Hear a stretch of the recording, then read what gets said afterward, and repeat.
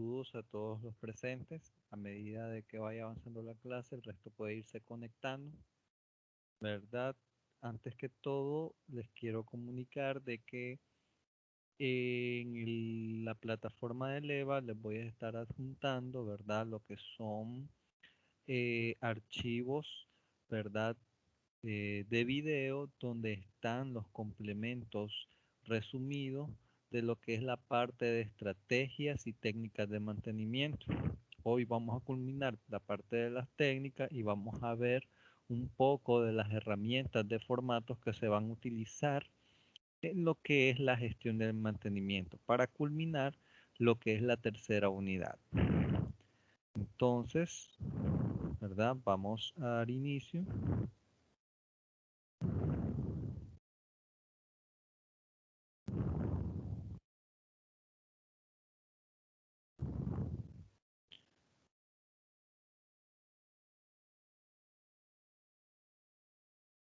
A ver, vamos a buscar, aquí está. Me avisan si pueden ver la pantalla,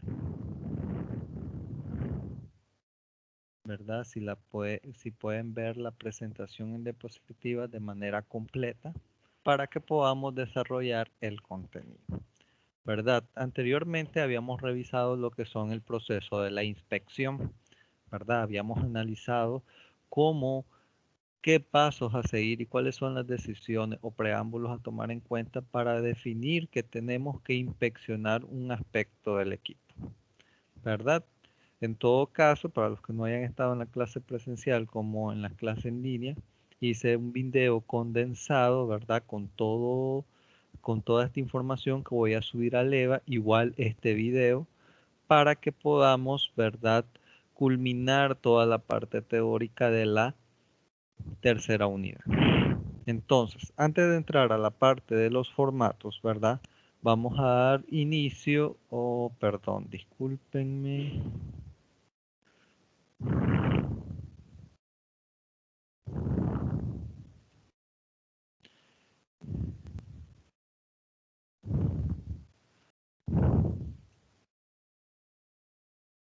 Vamos a ver si podemos avanzar de manera rápida.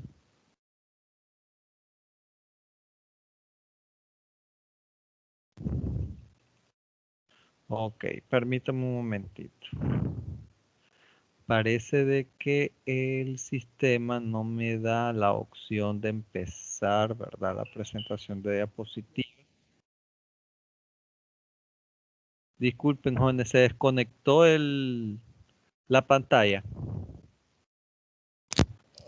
Es que todavía no sale que comparte. No ha salido nada. Permítame entonces.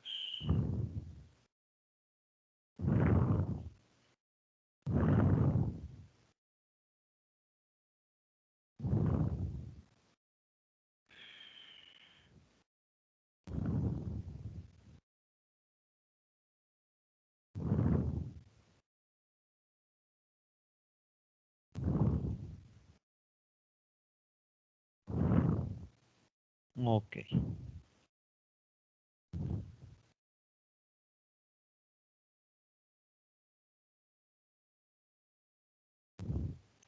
Entonces, bueno, ¿pueden ver la presentación de diapositiva o todavía no? Todavía no, profe. Todavía no, profe. Todavía.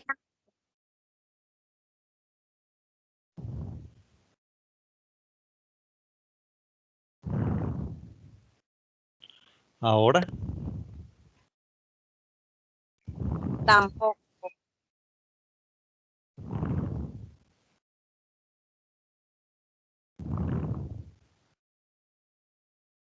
Nada todavía. Nada, profe. Nada. Haz la que pasa con este.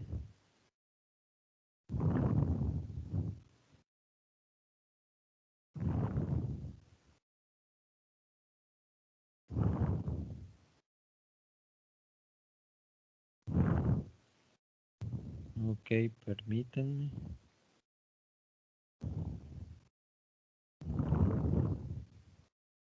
Ahora, jóvenes, No, profe, no se ve nada. No, profe. No se ve.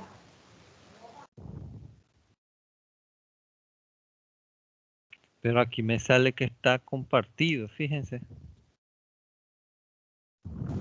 Sí, es que sale como pantalla grande solo su icono, pues su foto, pero no comparte. No sé.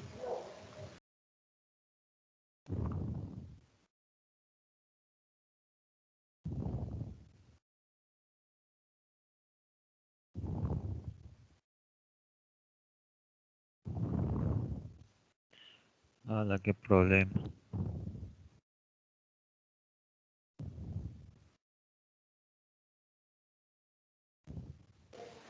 Puede ser Teams, sí, profe, porque da problemas de repente. Tal vez si lo reinicie la computadora. ¿No? Será, permítame un momentito.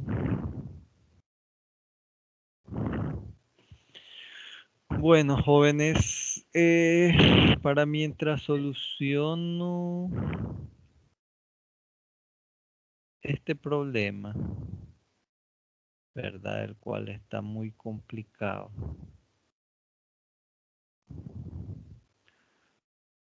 Voy a detener la grabación y voy a salir de la reunión y después volver a entrar.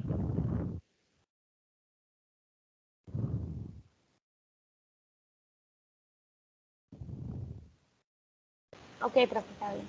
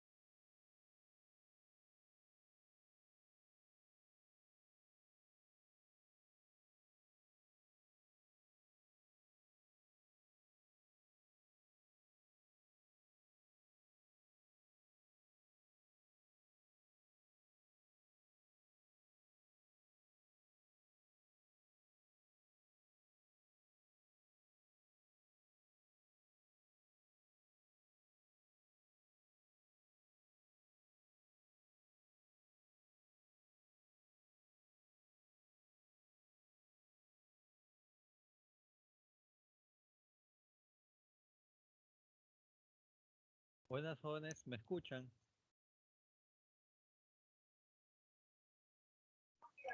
Sí, profe. Ahora vamos a ver si puedo compartir.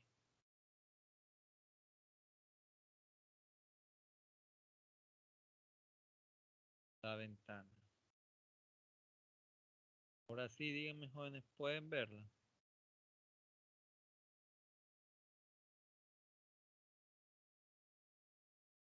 Jóvenes, No, profe, aún no se mira.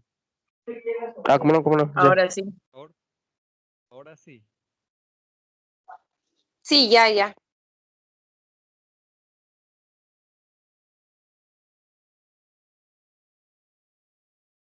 Ahora déjenme ver si puede presentarse como... Profe, pero no se escucha bien. Se escucha ¿No me bajito. escuchan bien? Entonces vamos a buscarla. Yo también quiero saber cómo está.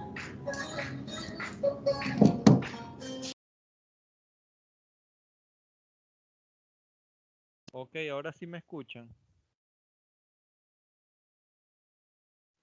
Sí, profe.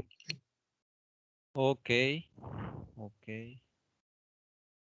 Solo voy a... Ok, ya estamos grabando. Ok, jóvenes, entonces lamento tener estos problemas técnicos. La verdad hay un problema en el internet, o yo creo que es Steam. Como le había mencionado, vamos a culminar con la parte de las técnicas de la conservación. La otra, por ejemplo, las otras estrategias y técnicas de la conservación se las resumí en un video y lógicamente se los voy a subir en el EVA, ¿verdad? El enlace para que lo puedan ver. Entonces, proseguimos con el desarrollo del tema, ¿verdad? Entonces,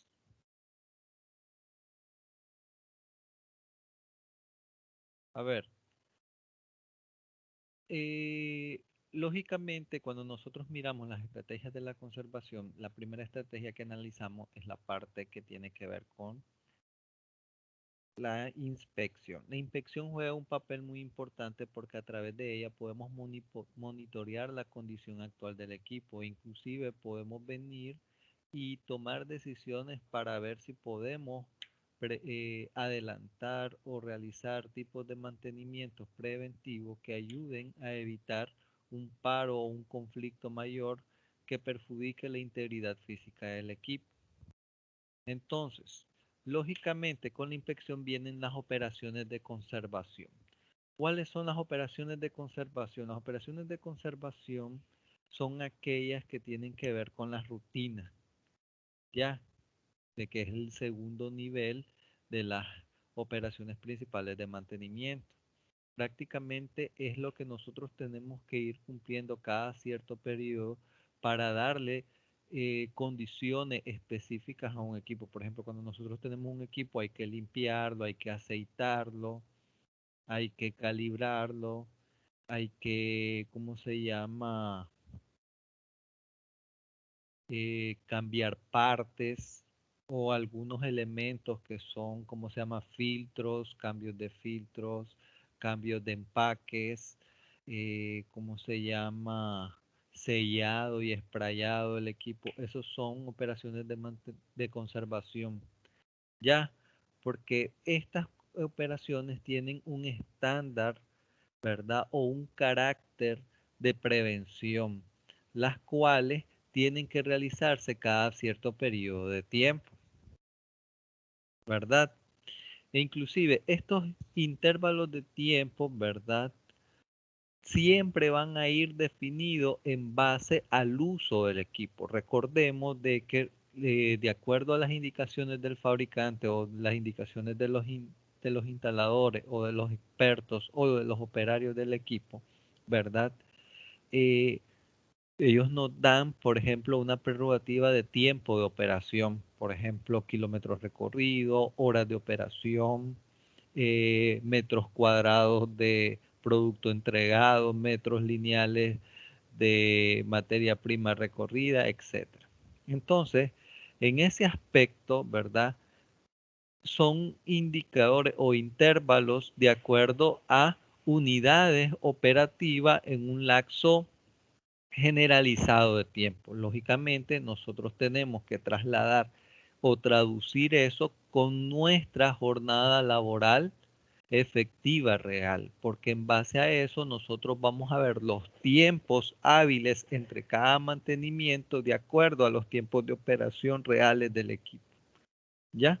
Entonces, en base a eso, vamos a definir en base a los tiempos de uso cada cuánto se tienen que hacer estas operaciones de conservación del equipo. ¿Ya? Entonces, el objetivo principal prácticamente es de que el equipo se mantenga funcionando y de que las fallas no ocurran. ¿Ya? Y también definimos, ¿verdad?, de que tenemos que tratar de disminuir, ¿verdad?, la frecuencia entre las fallas, porque entre más fallas ocurren, lógicamente el desgaste va a ir aumentando. Entre menos fallas se perciben en el equipo, lógicamente el desgaste de este equipo va a ser mayor. ¿Ya? Entonces, dentro de las tareas principales de conservación, como ya les mencionaba, tenemos la limpieza, tenemos la lubricación o aceitado y tenemos las operaciones de ajuste que tienen que ver con calibrado, esmerilado, ¿cómo se llama? Cambios de algunos empaques, cambios de algunos filtros, ¿verdad? Modulación de algunos engranajes del equipo.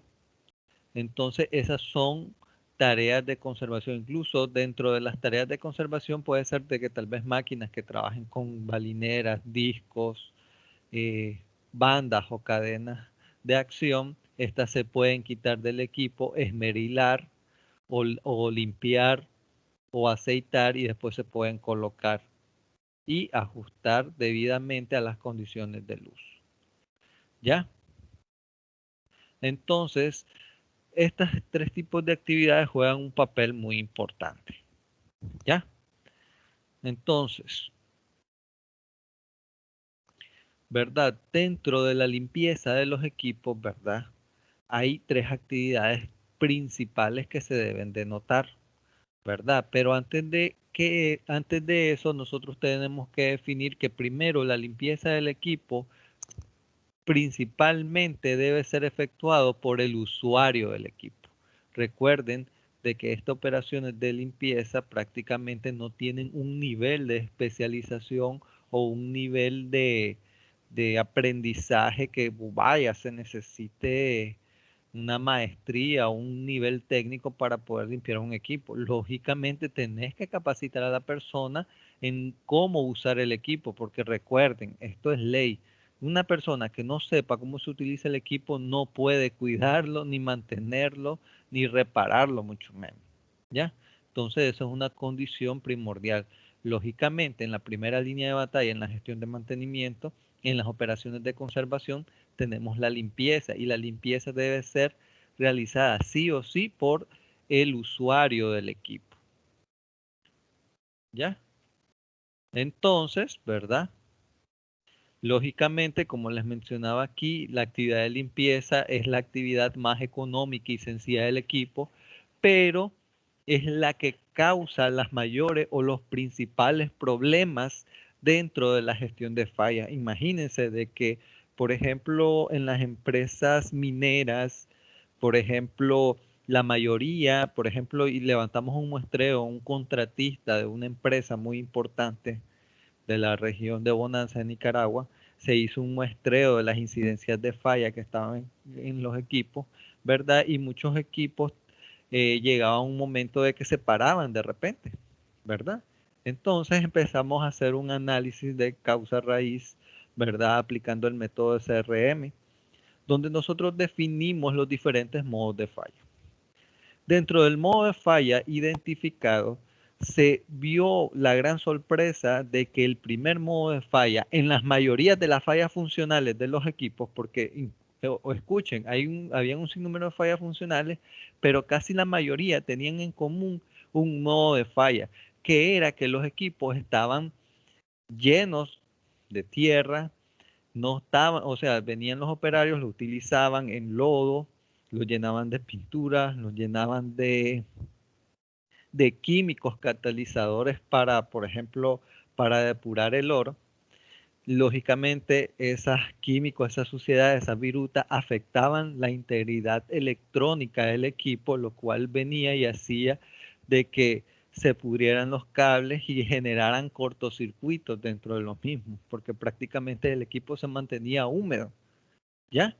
Lógicamente el equipo fallaba y era porque el equipo estaba asquerosamente sucio, ¿ya? Entonces, siendo una actividad sumamente económica, lógicamente de que no todos los equipos tienen la misma metodología de limpieza. O sea, no es lo mismo venir y limpiar un sistema, por ejemplo, un traje de trabajo a un sistema de arneses contra caída, porque no le puedes venir y echar ACE a un arnés que tiene una tela con una estructura específica para soportar las tensiones. En el caso de los equipos, ¿verdad? Que se utilizaban para estas empresas mineras, no podías venir y tirarles un chorro de agua directamente. Tenías que abrirlo, pasar brocha, después un trapo húmedo. Lógicamente tenías que esperar que el equipo se bajara la temperatura y lógicamente se tenía que abrir, limpiar con una brocha y después con un aceite especial se sprayaba y se limpiaba con una lanilla, ¿verdad? Ese era el procedimiento que se incorporó y eso se tenía que hacer cada vez que se usaba el equipo, porque lógicamente cuando agarraban ese equipo y entraban a las catacumbas, le decían ellos, porque eran el grupo de mineros artesanales, lógicamente este equipo siempre se ensuciaba, ¿ya? Y originaba un caos. Y lo mismo va, por ejemplo, les voy a dar el ejemplo cuando ustedes pintan su casa. Si ustedes empiezan a pintar, por ejemplo, pasan pintando todo el día, ¿verdad? Con la pintura, y lógicamente terminan la brocha, eh, los baldes o ¿cómo se llama? Rodillos que utilizaron para realizar esa operación de pintura, lógicamente quedaron llenos de este material y si ustedes los dejaron ahí al día siguiente, esas brochas están completamente duras y no sirven para seguir siendo utilizadas. Ya, es más, si dejas pasar más días es peor la situación. Entonces, lo ideal es que uno una vez cuando termina de pintar, lógicamente uno tiene que limpiar, lavar estos equipos para que estos queden libres de ese tipo de sustancia y que se vuelvan a utilizar y la brocha, en el caso de la brocha, no esté degradada, por decir algo. Es un ejemplo cotidiano que les doy, ¿verdad? Lógicamente, la operación de limpieza también juega un papel muy importante.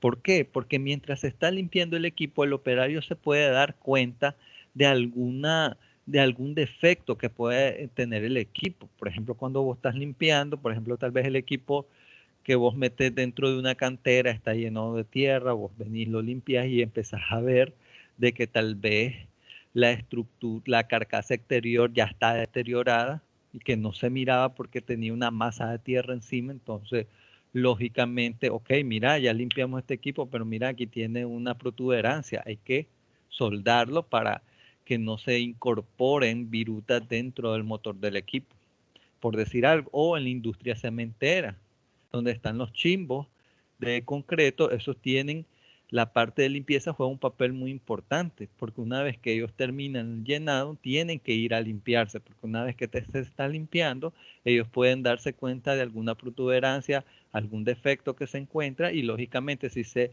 detecta un defecto durante la limpieza, se notifica y se manda a reparar. ¿Ya? Lógicamente, ¿se acuerdan cuando nosotros miramos los métodos para la inspección, donde tenemos un método especial, por ejemplo, el método más básico, que es el que utilizamos nuestros sentidos?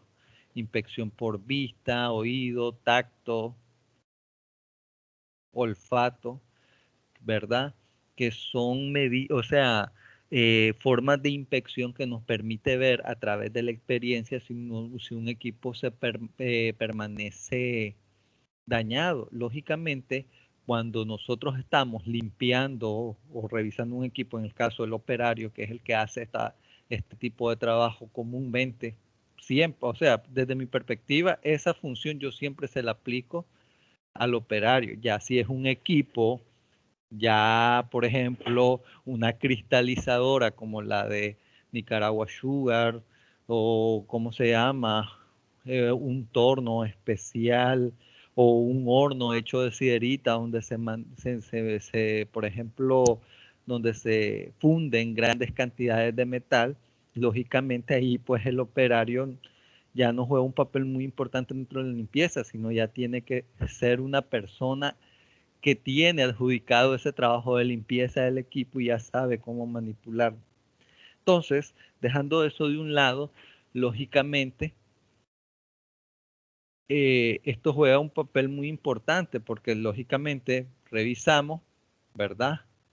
Miramos, inspeccionamos a medida que se está lavando y se empiezan a ver los defectos, y una vez que se encuentran los defectos, ya vienen, se encuentran las anomalías ocultas, porque puede ser, como les mencioné, las anomalías ocultas. Entonces ya nosotros podemos venir y notificar a las autoridades competentes para que hagan las operaciones de mantenimiento. ¿Ya? Entonces, otra cosa que quiero redundar, ¿verdad?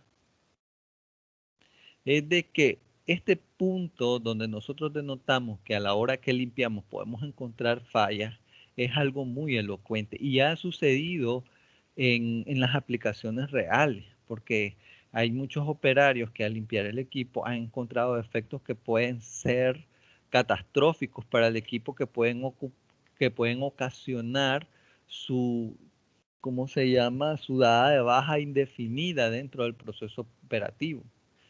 Ya, e incluso, ¿verdad? Podemos adelantarnos a posibles fallas, como les mencioné, y lógicamente generar unas operaciones de mantenimiento que mitiguen este riesgo o lo eliminen por completo. ¿Ya?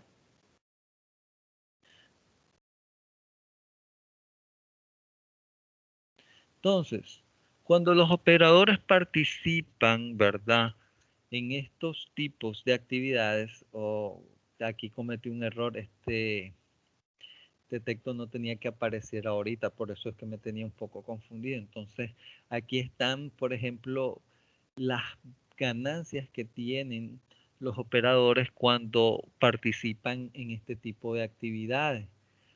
Primero, yo diría de que sería ganar conocimiento, ¿verdad?, respecto al equipo, porque, por ejemplo, cuando yo entré a la empresa donde actualmente trabajo, yo empecé ayudando en las operaciones de despachos, inclusive para conocer el equipo, ayudé a limpiar algunos camiones, ¿verdad?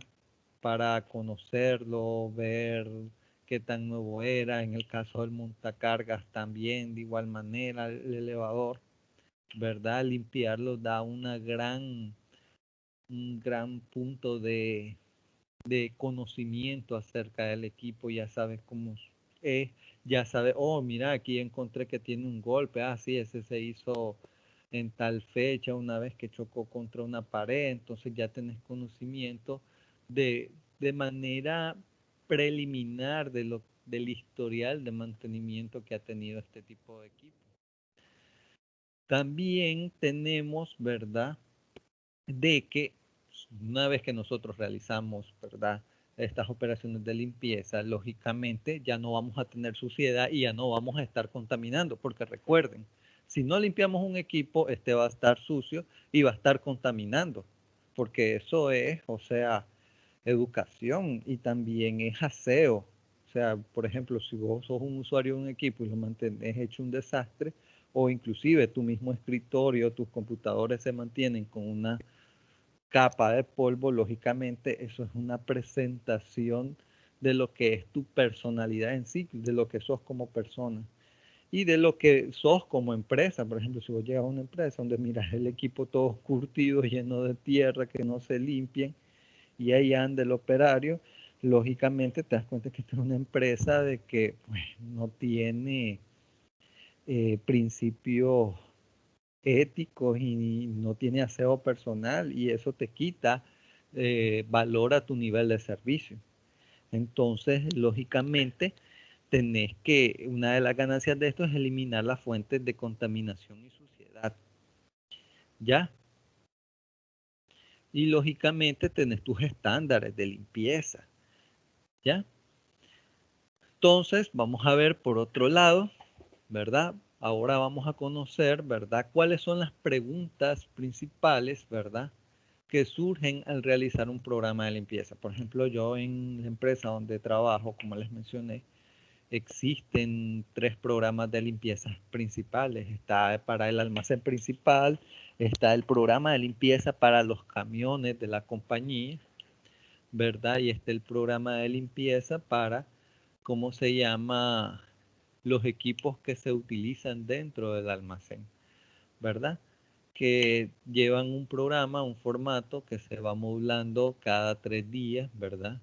Es algo muy importante de realizar porque ya saben, tenemos estándares que cumplir y la limpieza prácticamente me ayuda primero a hacer una inspección de manera personalizada, un poco más cercana al equipo y también, ¿verdad? Me ayuda a prevenir de que vaya a ocurrir una falla porque el equipo esté sucio, ¿verdad? Entonces, la primera pregunta que podemos ver es ¿qué tipo de mal funcionamientos tendrán si esta pieza está sucia o llena de polvo? Esta es una pregunta principal. O sea, ¿qué perjuicios vamos a tener si estamos trabajando con un equipo con suciedad? Por ejemplo, si nosotros tenemos una máquina, ¿verdad? Por ejemplo, en un puesto de trabajo donde está bastante polvo y estamos cosiendo ropa y lógicamente el área de trabajo está cubierta de polvo, mugre, las personas comen ahí, están llenos de aceite y vos venís y pones tu producto, lógicamente cuando vos terminas de operar con la máquina, el pantalón va sucio, con grasa, todo asqueroso y lógicamente es un problema de calidad, ¿ya? O en tu escritorio, por ejemplo, yo estoy en mi escritorio, vine, comí en mi escritorio, llené de salsa de tomate los papeles, el computador está lleno de mantequilla y todas esas cosas, lógicamente, a la hora de venir y sacar informes, todos ando con las manos sucias y presento papeles con condiciones que no son adecuadas. Entonces yo ya estoy afectando el funcionamiento de mi proceso porque la suciedad está jugando un papel muy importante, ¿ya? O por ejemplo el montacargas, de que tal vez un día transporté basura orgánica con el montacarga y ¿cómo se llama? El equipo quedó lleno, tal vez, o vinieron, por ejemplo, hay un lugar donde hay muchos pájaros y palomas y llenaron de excremento, pues las cuchillas, las palillas para levantar la carga y de repente vine, manipulé una carga, llené de excremento la mercadería y la entregué al cliente, el cliente la recibe y tal vez el cliente está implementando la norma 14001 y me dicen, no te voy a aceptar este proceso porque no es inocuo. Entonces, descartado. Entonces, ese tipo de cuestionamiento y análisis tenemos que percibirlos dentro de la práctica. Recordar, la parte de limpieza, orden, juegan un papel muy importante. Por algo existen la terminología de las 5S, ¿ya? Que son prácticamente normas de limpieza, aseo y orden, ¿verdad? Que permiten un mayor nivel de eficiencia dentro de cualquier proceso productivo u operativo. Y esto se aplica dentro de la gestión de mantenimiento, que se supone que es una de las áreas de la compañía donde la sociedad está más integrada dentro del proceso. ¿Ya? Oh, esta es otra pregunta. ¿Qué ocasiona la contaminación? ¿Cómo se puede prevenir? Lógicamente, una vez que detecto todas las suciedades, ¿verdad? Que intervienen dentro de mi proceso, que están presentes dentro de mi organización, lógicamente, tengo que identificar qué me está ocasionando esta contaminación. Por ejemplo, aquí en la bodega, ¿verdad? Yo tengo algún problema serio con el polvo. ¿Por qué? Porque para controlar las temperaturas, en la parte superior del almacén están unos louvers. Los louvers son unas estructuras en la parte superior donde existen unos canales o unas líneas de ventilación, donde no hay ventanas, solo son, por ejemplo, trazos vacíos, donde tipo verja, pero de ahí no hay ninguna estructura, donde el aire acumulado en el almacén puede escapar y de tal manera puede venir y pedir aire fresco del ambiente. ¿Ya? ¿Qué pasa? Este tipo de sistema, lógicamente, trata de bajar los niveles de temperatura dentro de los espacios cerrados, ¿verdad? Esa es la tecnología para los que fueron definidos. Pero ¿qué pasa? Este viento, este aire, como nosotros estamos en una zona donde hay bastantes zonas arbolarias y tenemos cerca algunas empresas que trabajan en canteras, ¿verdad? Lógicamente hay bastante presencia de polvo, sobre todo en las partes superiores del aire, y este va entrando por esos louvers, lo cual hace de que toda la mercadería, que todos mis equipos sean atacados por este tipo de contaminantes. Entonces yo tengo un programa de limpieza que prácticamente cuento con una máquina aspiradora donde está encima, en las partes superiores de los racks, aspirando, en la parte baja limpiando los equipos, y esto se lleva bastante tiempo. ¿Ya? Entonces ya definimos qué está ocasionando esto y ya estamos viendo cómo lo puedo prevenir. Si yo sello eso, lógicamente la incidencia de polvo va a ser menor porque de alguna manera va a tener que entrar siempre en los espacios cerrados. Hay algún nivel de incidencia de polvo, pero este va a ser menor del que tenía antes. Pero ¿qué pasa? Voy a elevar la temperatura interna del almacén, lo cual no puedo hacerlo porque es inhumano para las personas que trabajan en el almacén, incluyéndome. Entonces, desde esa perspectiva, yo puedo definir, ok, no puedo prevenirlo, pero sí puedo modularlo, puedo controlarlo con operaciones de limpieza. ¿Ya? Y lógicamente empiezo a identificar formas más fáciles de hacer la limpieza. Por ejemplo, en el caso del polvo, antes, imagínate, los operarios andaban con la anilla limpiando la mercadería. A veces esa lanilla andaba húmeda y mojaban las cajas, lo que hacían que se deterioraran. Imagínense, mojaban las cajas, después caía polvo, ese polvo se mezclaba con la humedad de la carga y se hacía una costra. Deterioraba la caja y lógicamente daba una mala presentación ante nuestros clientes porque se formaba una costra. Entonces, ¿qué se buscó? Una forma mucho más eficiente a través de bombas de aire con una máquina aspiradora, que la cual puede botar el polvo en los pasillos y que estos ya pueden ser limpiados a través de un escobillón, por decir algo.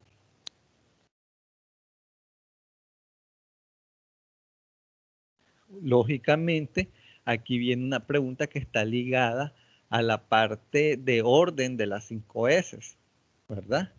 Donde tenemos que definir que si hay pernos sueltos, piezas sueltas, objetos u otros defectos. Lógicamente, dentro de las operaciones de limpieza está el aspecto del orden. O sea, no solo podemos tener limpio de basura o mermas de producción, sino también los mismos equipos, las mismas piezas, los mismos elementos que nosotros utilizamos forman parte de la limpieza.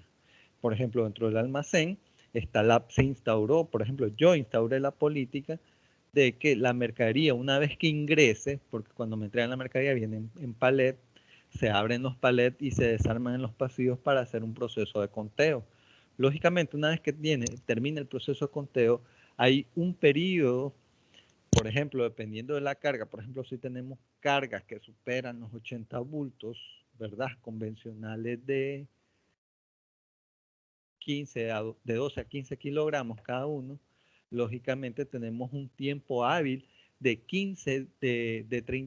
24 horas hábiles para que esta mercadería esté ubicada en los diferentes racks. O sea, para que yo deje los pasillos limpios, porque lógicamente esta mercadería en los pasillos puede ocasionar accidentes, ¿ya? O puede ocasionar algún defecto o un aspecto que afecte mi cadena productiva. Inclusive un accidente está afectando los indicadores de seguridad de mi gestión de mantenimiento. ¿Ya? Entonces, eso es algo muy importante y primordial, ¿verdad? Lógicamente, hay que conocer cómo funciona la pieza o el equipo en sí. Esta pregunta es muy práctica, porque como yo les mencionaba, es importante que la persona que esté encargada de operaciones de mantenimiento también sepa cómo funciona el equipo, porque si no sabe cómo funciona, lógicamente puede cometer errores para la limpieza. Por ejemplo, vos venís y tenés que limpiar un sistema de embrague y venís y lo limpias, ¿verdad? Con agua y este sistema necesita de aceite, ¿verdad? Un aceite especial para crear esa operación de embrague y con el agua vos venís y lo lavas y dejas el sistema sin aceite, lógicamente dañas el equipo. Entonces, por eso, saber cómo funciona juega un papel muy importante, porque al saber cómo funciona, uno tiene cuidado de cómo limpiar el equipo, porque eso es fundamental. Incluso yo he visto atrocidades en la industria donde hay personas que, por ejemplo, la otra vez vinieron y estaba un sistema de autocontenido donde vinieron y lo abrieron y le metieron agua donde se tenía que guardar oxígeno. Lógicamente se dañó completamente un equipo que era de una marca muy cara. Yo no sé cómo, de qué manera le hicieron para meterle agua, pero el detalle es que el equipo se dañó completamente, un equipo que vale $900. Imagínense, cada esclavo se metió ese operario dándole una limpieza a un equipo que no sabía ni siquiera para qué servía. ¿Ya? O otras cosas, por ejemplo, han ocurrido errores que van, por ejemplo, desde baldes o barriles almacenados, que tal vez son barriles especiales donde se guardan aceites. Por ejemplo, una vez estuve en Enatrel donde se hizo un plan de mantenimiento y se mandaron a limpiar unos tanques donde se guardaban aceites, ¿verdad?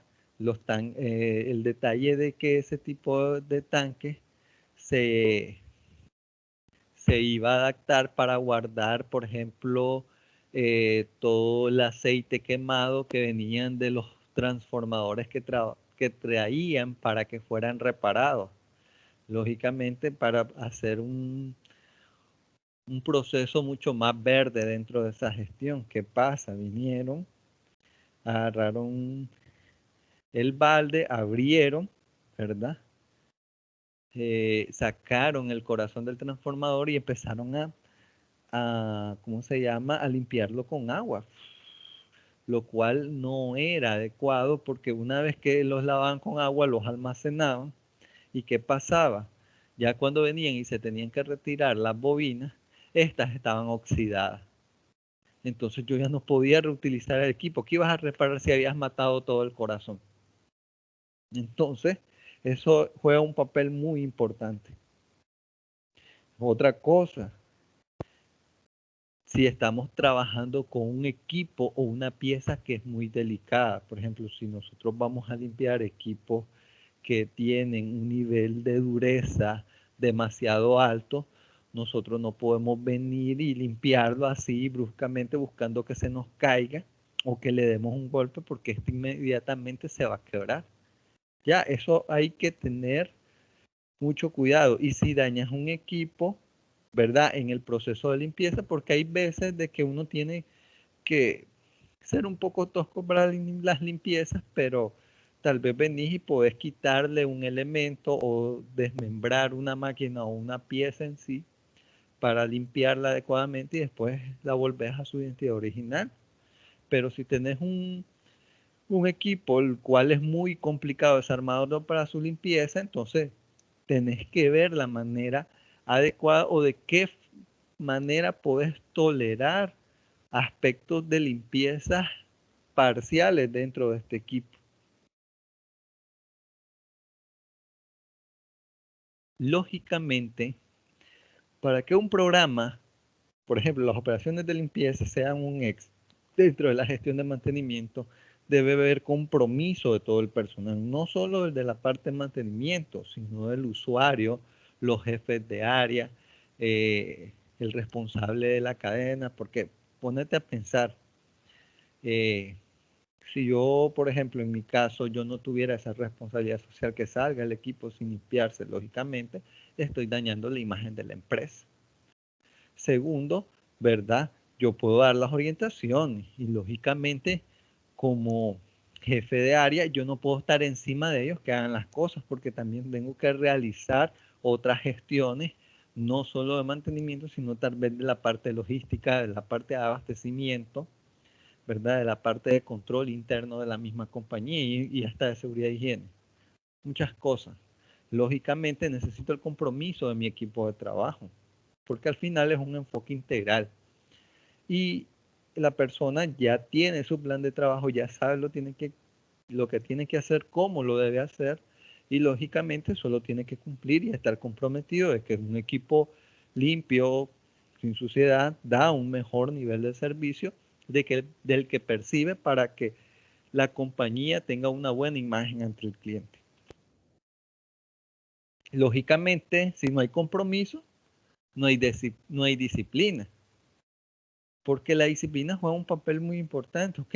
No es solo yo quiero limpiar, pero mañana, no. Tenemos que cumplir los programas de desarrollo. Tenemos que ser eficientes en este aspecto. Y ojo, prácticamente dentro de esta parte de limpieza de los equipos mencioné orden, mencioné disciplina, mencioné compromiso. ¿De qué estamos hablando? De las 5S. Las 5S juegan un papel muy fundamental dentro de la gestión de mantenimiento. E inclusive dentro de, por ejemplo, monografías o implementaciones de mantenimiento, inclusive las mismas consultorías que por mi parte he desarrollado en diferentes pymes, la implementación de las 5S ha jugado un papel muy fundamental dentro de la gestión del mantenimiento. ¿Ya? Porque solo imponer orden, limpieza, ¿verdad? Inspecciones, me da un mayor nivel de garantía de la eficiencia operativa de los equipos. Y lógicamente hay que determinar los requerimientos de capacitación. Lógicamente no todos los equipos tienen el mismo nivel de tratamiento. Por ejemplo, pues venís y decís, mira, hay que limpiar esa estructura, puedes limpiarla con agua. Pero no puedes venir a alguien que no sepa, por ejemplo, de un sistema eléctrico, a mandarlo a limpiar un banco de capacitadores o un generador eléctrico o un banco de una caja de admisión eléctrica que alimenta tal vez una empresa. No podés hacer eso. Es ilógico, porque tenés que capacitar a la persona para que le dé el tratamiento de limpieza adecuado a esos equipos con los recursos adecuados que se necesitan. Por ejemplo, la limpieza dentro de los equipos eléctricos, lógicamente necesitas calzado dieléctrico, guantes para soportar altos voltajes, un casco dieléctrico, e inclusive si estás trabajando en altura, lógicamente esas personas que le dan mantenimiento a los equipos, lógicamente dentro de la gestión de mantenimiento está la limpieza de esos mismos equipos. Ellos andan con equipos especiales y están capacitados para desarrollar este tipo de trabajo. Y lógicamente debe existir un programa que es el manual de procedimiento. Lógicamente ustedes tienen dentro de la operación de inspecciones y limpiezas, debe haber un manual de procedimiento de cómo van a elaborar esta tarea y de qué manera se va a monitorear. Ok. Ya hablando de la limpieza, viene la parte de la lubricación, ¿verdad? Existen muchos métodos, pero la verdad, tanto para la limpieza o el ajuste de los equipos son dos operaciones de conservación que van a depender de la naturaleza y el rubro en que esté dedicado el equipo. O sea, no es de que lo que yo les voy a decir es la ley. Hay equipos que necesitan diferentes tipos de lubricación o existe una metodología dictaminada para lubricar este tipo de equipos. Lo mismo va a la parte de los ajustes. Y lógicamente esto requiere un nivel técnico casi especialista para desarrollarlo. O un nivel técnico medio, pero que sea capacitado o certificado por el especialista. ¿Qué quiero decir con esto? Por ejemplo, en Casco de Nicaragua, por ejemplo, estos métodos, tanto de lubricación o ajuste del equipo, que son las operaciones de conservación que se le define al equipo, no necesariamente tiene que llamarse lubricación o ajuste, ¿ya? Porque prácticamente pueden ir integradas. Podríamos denominar que dentro de un sistema contra caídas, podemos denominar un tratamiento de ajuste al equipo, que es un mantenimiento que el cual garantiza que la vida útil del equipo se siga manteniendo. Lógicamente ellos tienen un nivel técnico, ¿verdad? El cual ellos están capacitados para venir, desinstalar el sistema, limpiarlo, echarle químicos para quitarle corrosiones, polvo, algunas impurezas que estén afectando la integridad molecular del equipo, se vuelve a ensamblar, se coloca y se vuelve a calibrar la tensión. Ahí se lubrica y se hace ajuste, por decir algo, en una sola operación. ¿Qué es lo que quiero decir? Ellos están certificados por el especialista, que en este caso es el fabricante, para hacer este tipo de operación. Y esto debe tener un nivel técnico que debe estar garantizado o certificado por el fabricante del equipo, ¿ya? Y lógicamente, si no lo tengo, puedo y debo avalarme por los instructivos de mantenimiento del equipo, o en este caso, el manual técnico del equipo, ¿ya? Entonces, lógicamente, el manual técnico, si no es la persona certificada que me capacita para hacer este tipo de trabajo, es el manual técnico del equipo o el instructivo de mantenimiento que me va a indicar cómo, dónde, por qué, cada cuánto voy a hacer este tipo de procesos. Lógicamente que esto tiene que ser periódico para garantizar la preservación del equipo. Ya, lógicamente las lubricaciones se hacen después de la limpieza. Eso es obvio. No vas a venir a echar aceite en un equipo que está completamente sucio. Es imposible. ¿Ya? Lógicamente, la lubricación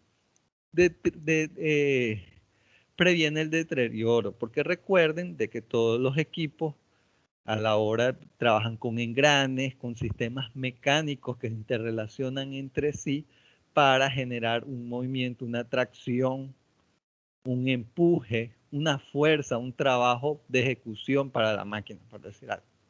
Entonces, ¿qué pasa? Estos equipos, a la hora de interconectarse, estos mecanismos generan fricción. Y recuerden, según lo que vieron en Física 3, ¿verdad? La fricción genera esfuerzos. Y también lo vieron en Mecánica General. La fricción genera esfuerzo y lógicamente genera desgaste.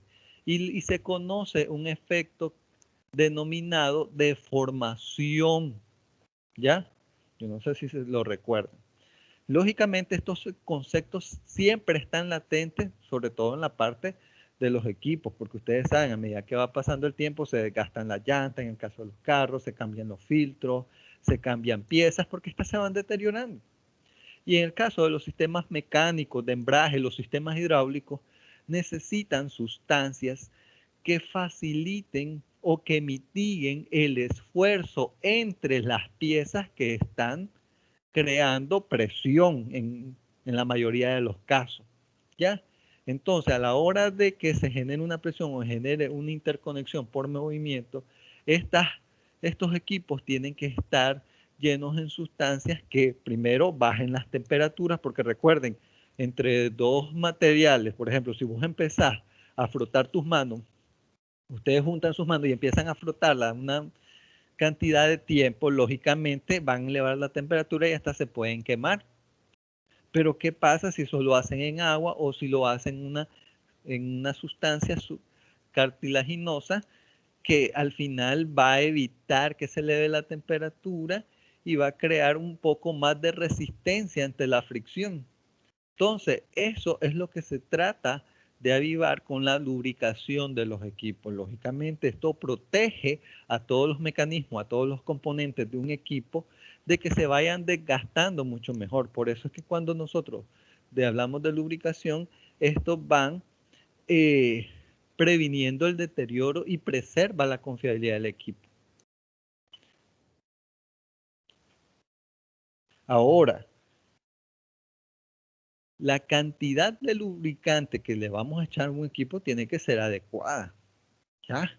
Y la frecuencia que cada cuánto lo hacemos, porque estarle cambiando el aceite seguido o estarle echando grandes cantidades de lubricante a un equipo, lógicamente vas a dilatar, va a disminuir la fricción y lógicamente el esfuerzo mecánico que vos vas a generar tal vez no va a ser lo suficientemente dilatado para crear el trabajo que vos esperás.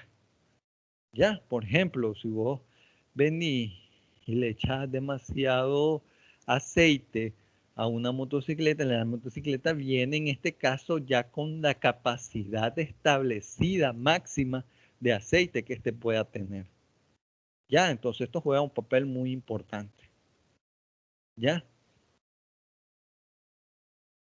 Ok, dice determinar qué vamos a lubricar, con qué frecuencia, el lubricante que se va a utilizar y quién lo hará. Lógicamente, ¿quién lo debe hacer? Una persona que sepa sobre el equipo, ¿verdad?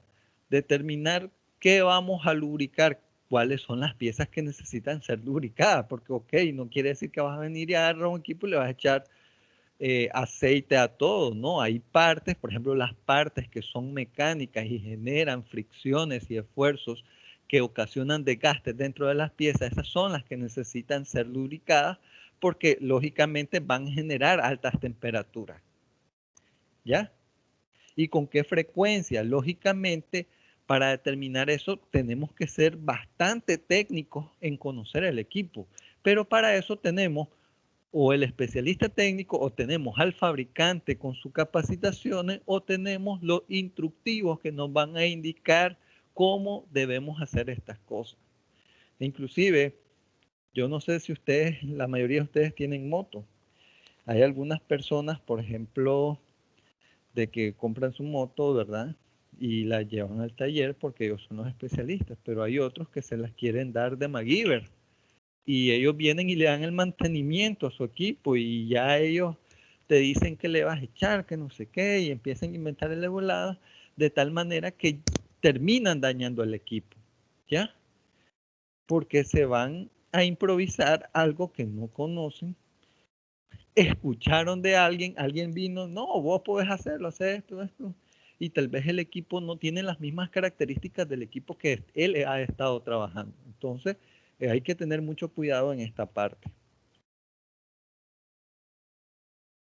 Lógicamente, la parte de la lubricación tiene que ver con la inspección. Porque recuerden, por ejemplo, yo les voy a dar el ejemplo de los camiones de aquí. Cada semana se le mide la densidad del aceite del camión. Se mide. Lógicamente, el cambio de aceite es un método de lubricación. Si yo vengo y lo mido y determino, mira, ya está quemado, lógicamente con la inspección yo puedo determinar de que ya necesita un cambio de aceite, ya necesita la implementación de una lubricación, ¿ya? O lógicamente si yo tengo un equipo con un sistema de fresadoras que trabaja, abro el componente mecánico, reviso y miro de que se está calentando.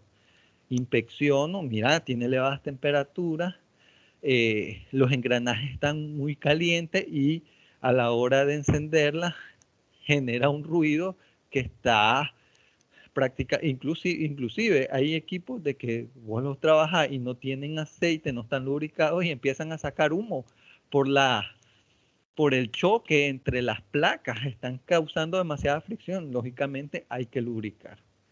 Pasa con el abanico, a veces el abanico viene y empieza a ahogarse. ¿Qué pasa? Le echa su aceitito 2 en 1 y ya él empieza a operar bien porque de tanto el uso, Él vino y ya culminó su aceite, lo inspeccionaste, determinaste de que lo necesita y lógicamente se lo echaste.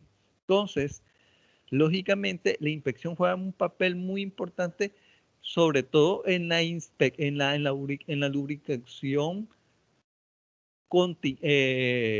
correctiva contingente programable, porque lógicamente yo inspecciono y yo ya sé que pues va a dar el zarapastrazo porque no tiene aceite, entonces yo vengo y dejo y lo empiezo a lubricar de manera correctiva. Ok. Lógicamente hay que determinar un método sencillo de identificación de los lubricantes.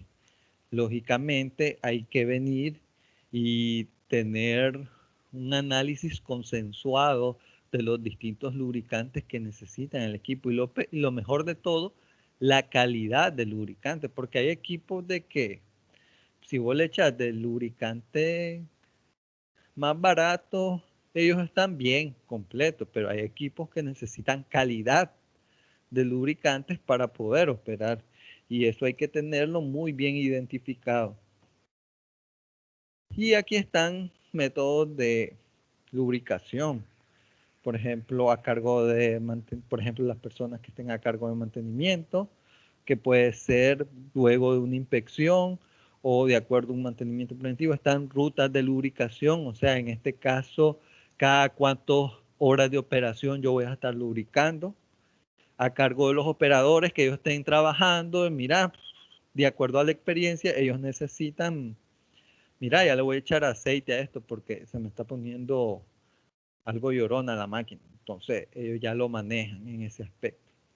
Y en el caso de los ajustes de los equipos, tenemos, lógicamente, si nosotros tenemos un equipo desajustado, este va a generar vibración.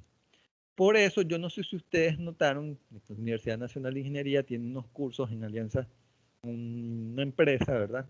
Que no voy a mencionar aquí, donde tienen cursos para la inspección de los equipos. Hay un curso que se llama cursos de vibraciones, que prácticamente está direccionado hacia los ingenieros mecánicos, pero también uno como ingeniero industrial que esté a cargo de un área de mantenimiento puede verlo. El caso es de que ellos estudian los niveles o los comportamientos de las vibraciones para identificar diferentes aspectos de fallas que existan o fallas que puedan llegar a ocurrir dentro de un equipo. Entonces, es una manera de inspección mucho más especializada. Lógicamente, si un equipo que vos tenés y él trabaja completamente y empieza a vibrar, quiere decir que algo lo tiene desajustado, algo está fuera del lugar. Lógicamente se deben emplear métodos para evitar el desajuste. Lógicamente inspecciones, hay que venir y revisar, calibrarlo, poner a prueba, medirlo, si vibra, volver a calibrarlo, etc. Y eso lo ves ya con cursos especializados como cursos de vibraciones. Los ajustes deben ser calibrados, como les mencionaba, y lógicamente,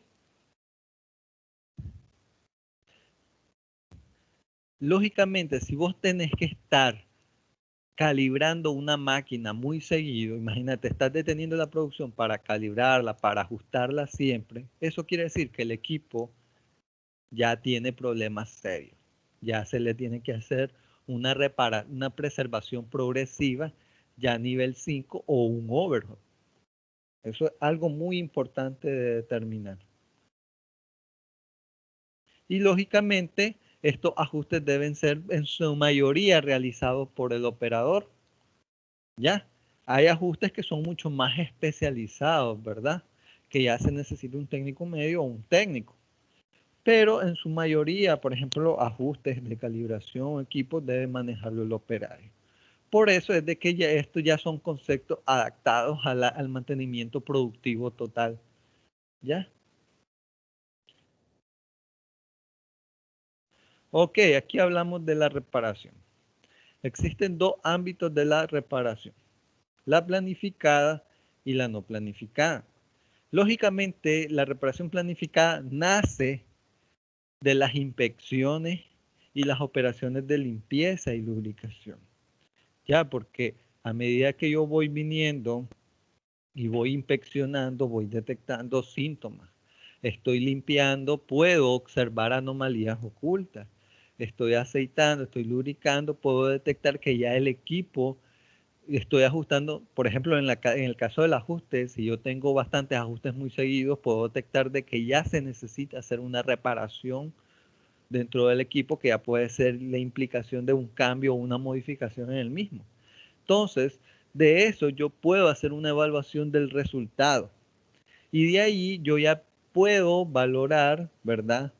Un análisis. Porque, o sea, de la inspección, de las mismas operaciones de conservación, yo puedo determinar un resultado, un indicador que puede ser los tiempos entre paradas, pueden ser la eficiencia operativa del equipo o indicadores de productividad o seguridad.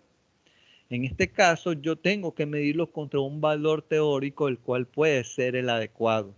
Aquí ya nos enfrentamos con límites de control, su clase favorita de control estadístico de la calidad.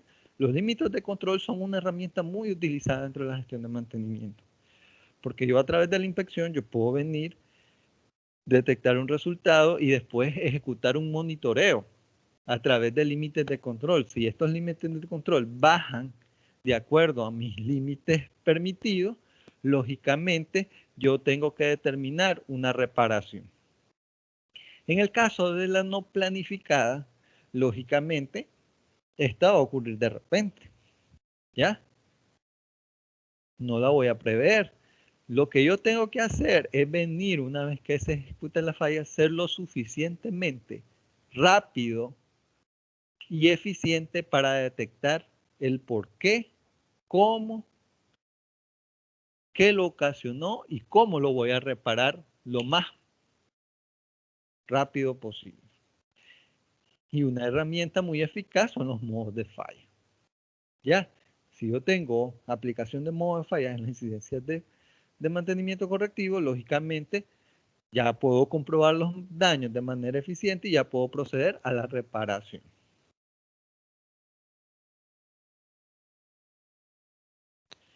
Ok, aquí tenemos la curva de la bañera.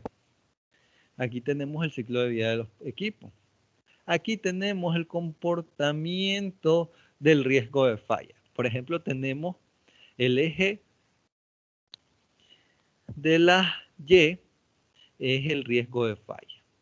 Lógicamente, aquí es donde el riesgo de falla es menor, aquí es donde el riesgo de falla es mucho más alto, que quiere decir que van a ocurrir más y más fallas. Lógicamente, cuando un equipo se instala dentro de un proceso operativo, lógicamente está nuevo, lo acabamos de instalar y tiene que adaptarse al flujo de proceso, a la capacidad productiva u operativa del proceso en el que esté incorporado. Lógicamente, tiene que percibir un flujo y entregar otro por el otro lado de su proceso operativo para el cual fue diseñado.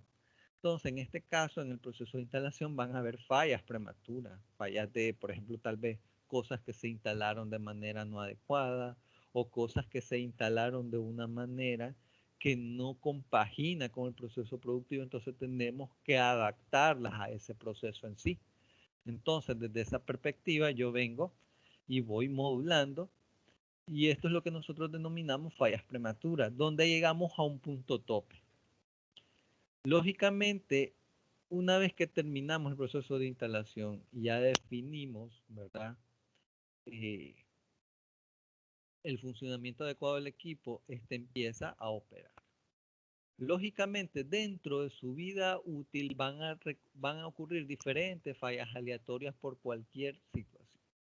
A estas fallas aleatorias le vamos a denominar fallas accidentales o las como denominamos en los modos de falla como fallas funcionales.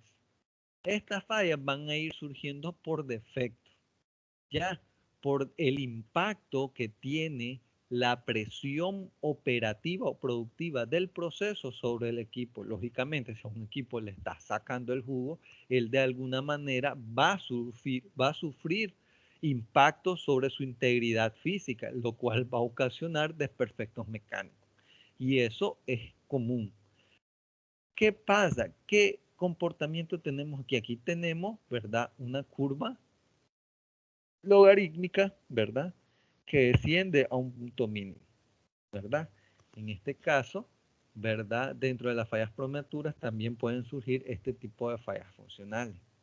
Pero una vez que yo ya me adapté, yo ya tengo que llegar a un número mínimo de incidencias de falla, ¿ya?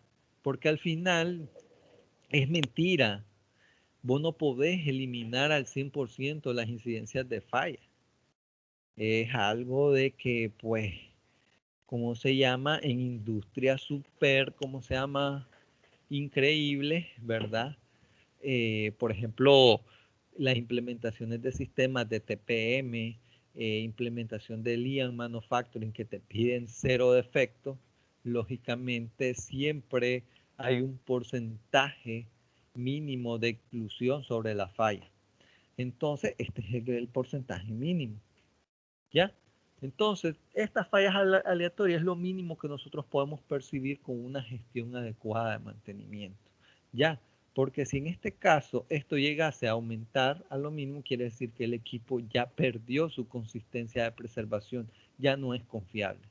Lógicamente, este periodo constante en línea recta es lo que nosotros conservamos como línea útil. O sea, son las fallas mínimas aleatorias que pueden ocurrir y por lo general son fallas que ocurren de manera accidental dentro del equipo, tal vez por un mal uso o tal vez demasiado sobrecalentamiento del equipo, que tal vez se extendió la jornada y pues la verdad el equipo llega a un punto donde pues se ahogó y pues hay que darle un descanso y después empezar a operar, porque es como me decía uno de los choferes en la empresa hoy, que el día de ayer anduvo en Nueva Guinea.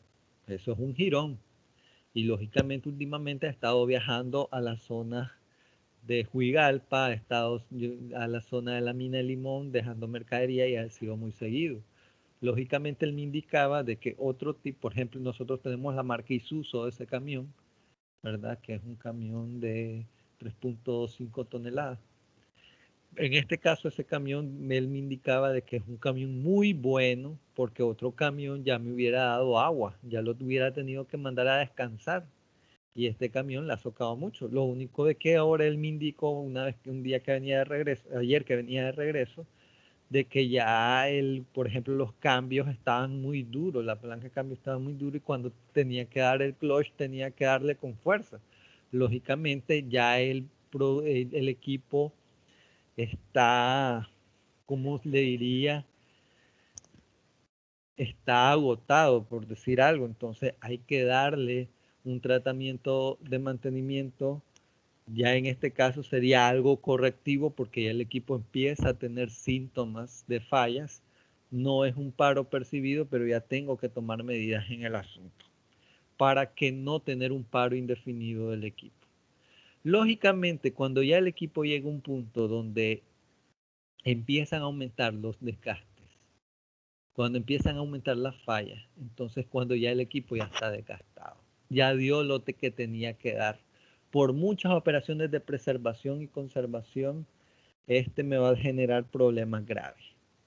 Y la verdad es de que ya viene siendo la parte donde ya vemos si aumentamos el presupuesto de mantenimiento sobre este equipo o venimos y compramos un equipo nuevo. Y ya se hace un análisis de cambio.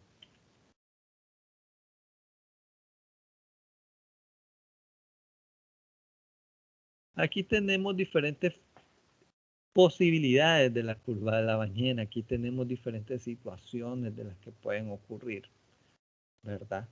Donde tenemos diferentes comportamientos. Por ejemplo, en el cuadro A, por ejemplo, tenemos la probabilidad de una falla constante que gradualmente es creciente y que de repente, bueno, ya empieza a llevar a un punto mínimo de desgaste. Por ejemplo, esta situación esta, la A y la B, son las más comunes que existen porque por lo general tienen un ámbito de vida constante y ya casi al final incrementan lo que es su parte de desgaste. Lógicamente, estas dos gráficas son no recomendables porque prácticamente es un incremento gradual, gradual, gradual. Quiere decir que este equipo ya puede ser un equipo obsoleto que se ha estado trabajando y a medida que va pasando el tiempo está incrementando desde un inicio su incremento gradual de incidencias de falla. En este caso, este es alguien que tiene un término constante de incidencia de falla. Este prácticamente debe ser, por ejemplo, yo vine, mira, están vendiendo unas fresadoras de una empresa que ya cerró, que ya tenían tiempo. ¿Cuántas de estas fresadoras de qué son? Son años de 1998, imagínate, son obsoletas. Ah, las voy a comprar, lógicamente. Tienen una probabilidad de falla que me está generando, ¿verdad? Un aspecto algo negativo. Y pueden leer las demás a continuación.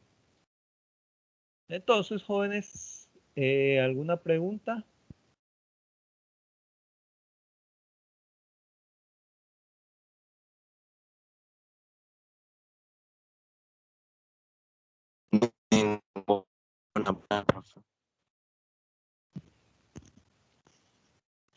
Jóvenes,